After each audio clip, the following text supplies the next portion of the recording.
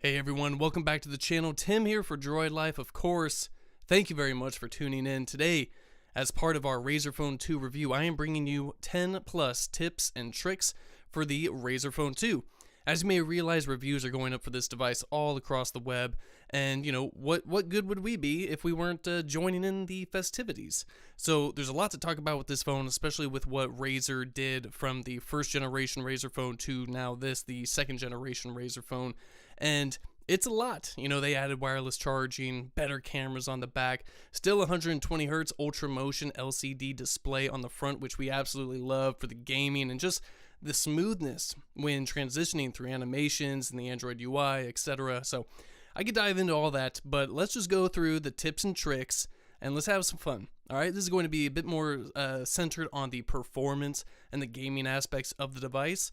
So if you were hoping to see, smart lock talk, which of course there will be, but inserting a SIM tray, enabling Bluetooth, that's not what this is going to be. So let's talk about performance, getting to know the different tweaks that Razer did with the software and all that.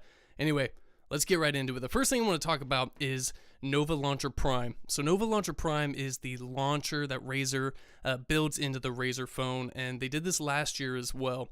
So Nova Launcher, if you don't already know, is a third-party launcher application that is available on Google Play. But what's so fantastic about it is that it enables you to customize almost everything. Not even almost. Everything. It allows you to customize everything about the home screen. Icons, ratio sizes and grids, all this good stuff. I absolutely love Nova Launcher Prime.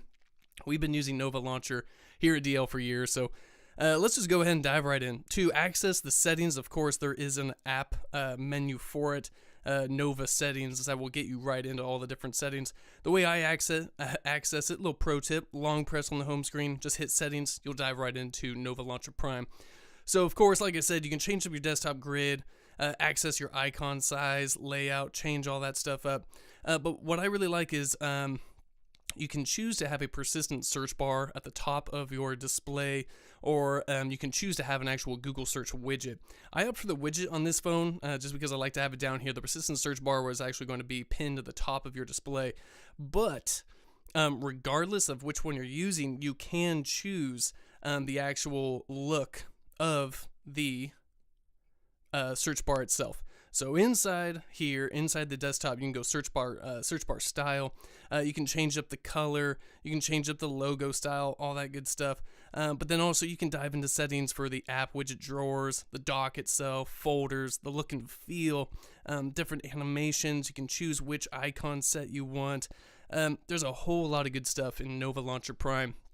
And if you've never dove into Nova Launcher Prime and this would be your first time, you're going to be spending 20 minutes, 30 minutes kind of just changing up everything you want, and definitely a nice touch. I still believe Nova Launcher Prime is a $5 purchase on Google Play. Of course, you can just download the free version, which doesn't have all those Prime features, but that $5 definitely worth it. Even if you aren't getting this phone, highly recommend Nova Launcher Prime. So moving past that, let's dive into the settings menu because I want to talk about, of course, that 120 Hz Ultra Motion LCD display. If you scroll down, not even too far, right under battery, you have display. And so right there, one of the first things that you're going to see is refresh rate. I cranked that baby up to 120. If this thing is capable of 120, I want it at 120 all the time. I don't care if it's going to drain my battery life, even though it hasn't. I've been using the phone for a week. I haven't noticed any performance stutters or lag or anything because it's set to 120. This phone can handle it, believe me. Snapdragon 845, 8 gigs RAM. This baby's doing just fine. Vapor cooling chamber in the back. You're good. So set it to 120, forget about it. If you go down into the advanced menu, you're going to see a colors option. I hit that color, I go vivid. It kind of boosts the saturation up of the colors a little bit. Just makes everything kind of pop, look really good. And, I want to make my games look good and all that, so I highly recommend you do the same. Of course, if you want a more kind of subtle look, you can go natural or boosted. But I like vivid. I like vivid, saturated colors. Going down a little bit further, you're going to see display resolution. Again, the phone can handle it. 4,000 milliamp hour battery. I jacked that baby all the way up. I want 120 Hertz, 1440p. I want the max. That's what Razer built this phone for, was just giving you that max experience. So crank it up, WQHD, 1440p, forget about it. Easy peasy. Moving on, scroll down even further. You're going to get ambient display. Now, this phone, the LCD does not support an always-on display. However, you do get ambient display. So with ambient display, whenever you get a new notification on and the display is turned off, you're going to see the screen kind of light up all black. But this whole screen is on. However, certain pixels will lighten white to show that you have new notifications, and when that happens, you'll see the clock. If you have an alarm going, anything else that might be on the lock screen that is part of the ambient display. So just something I like to set and forget about. It's on. It's not as nice as what the OLED panels can do in terms of always on, but ambient display is super helpful, so good to have. Next, I want to talk about some of the software things that Razer builds into the phone just for gamers. The first one being Cortex. Cortex is going to be like your gaming hub. This is the app you're going to be using a lot if you play a lot of games on this. First, you have this featured tab. What's nice about this is that these are all the games that kind of Razer recommends you download to really experience the Razer Phone 2. You've got games like Vainglory, Rival, Ark, Dragon Ball, South Park, Phone Destroyer, Skullgirls. But what's really nice is that they have a section dedicated to the 120 Hz game. So these are the titles that are going to support that 120 Hz Ultra Motion IGSO LCD display at 5.7 inches. Very cool. You got Mini Metro, Mini Days, Evo Land 2, Unkilled.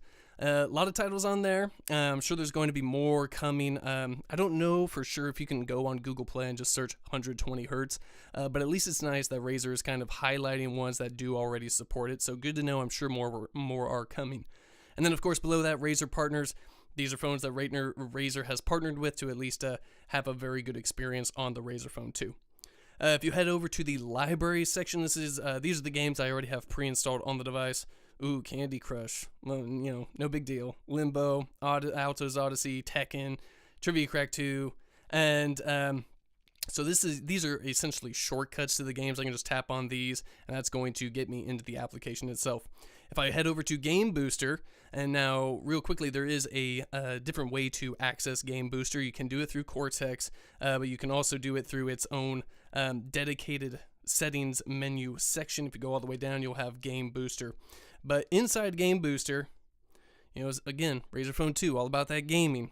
You can individually manage the performance profiles for each individual title. Very cool. So let's say Tekken, for example. Of course, I want to beat people up in 120 Hz. So I can opt that. So that fresh rate is always going to be 120 Hz inside Tekken. I can't be beating people up at 2.32 gigs. I need 2.8 gigs. So I clock that CPU, and of course anti-aliasing for the display, and you can just even you can choose kind of what you want. If you want to save your battery, have an optimal experience. Who wants optimal? No, I want higher performance. Give me that 1440. Give me that 2.8 gig. Give me that 120 Hz FPS. So that's what you can do inside Game Booster.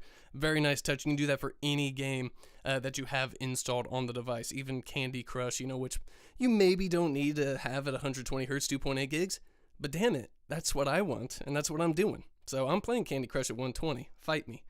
Moving on, a theme store is built into this device, which not only themes the icons that you see on the Nova Launcher Prime, but it will also change your notification pull down, your settings menu. As you can see, my settings menu just got this kind of purple hueish to it. Very nice touch. So theme store, you can access a ton of themes. There's sort of these like standard color themes, which are great under this Razer themes section. However, there's a ton of kind of title inspired themes as well. Amajet, PUBG Mobile, Halloween 2018 theme, game themes, Tekken themes, Vainglory themes.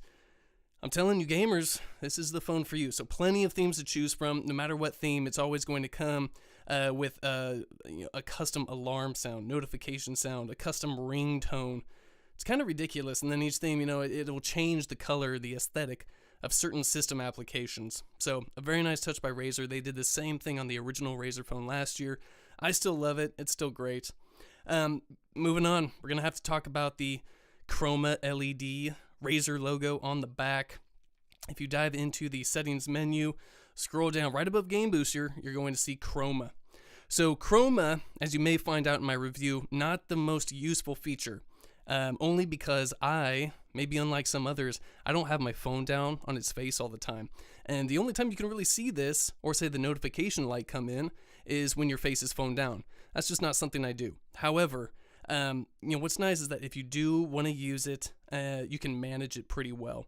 And there's battery consumption management tools, low, medium, high. Of course, if you have it cranked to high, with the spectrum color going, just fading in and out, you're going to be draining your battery pretty quickly. However, I've had it on medium, haven't had much of a problem. And then, of course, so if you tap in this first part, the spectrum does not allow you to change in a color wheel or anything like that, because it's rotating through all the different colors that it supports, which is, I think, 1.2 million colors or something. So never mind that. But if you have the breathing, which is sort of like this kind of, I guess, pulsing effect, you're able to change the color to whatever you want. So say if I want red, it's going to be red. Say I want that DL pink, which I don't know the hex right off of, but I'm sure I could find it. I'd be able to find that. And of course, you can input whatever hex you want.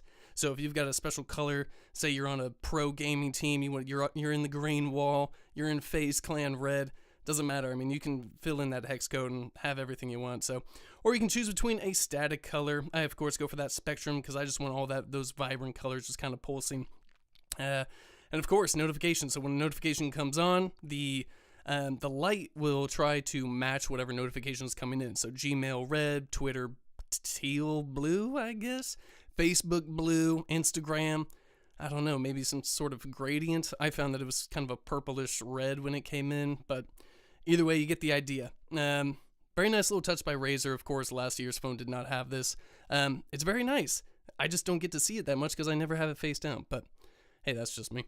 Going in for the sound, of course, dual front-facing speakers, super loud and in charge. But Dolby Atmos comes with the phone, the sort of software tech that allows you this 10-band EQ, lows, highs, etc. So you have 4 different presets: dynamic, movie, music, custom.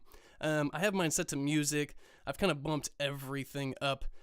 They're all flat across the line when you get it out of the box. So you're going to have to sort of change up however you see fit. But what I do, I just music, bump all 10 bands up pretty much across the way. I'll try and get a nice curve going in there to sort of kind of keep the lows high, the highs high, and the mids just a little boosted. And, that way I can hear, my metal music kind of blasting, my low guitar chugs, my high cymbal hits, all that good stuff. But then on the intelligent equalizer portion, I just go for a balanced sound. And then I actually don't do bass enhancer unless you really want to blow your ears. But all this stuff is really allows you to kind of unleash whatever sound you want. So depending on whatever music you're listening to, having a very comprehensive EQ and all these different presets really just helps kind of get you the best sound possible from not only the stereo facing speakers, but through the USB headphone jack as well, the adapter to 3.5 millimeter, however you want to use it. It's got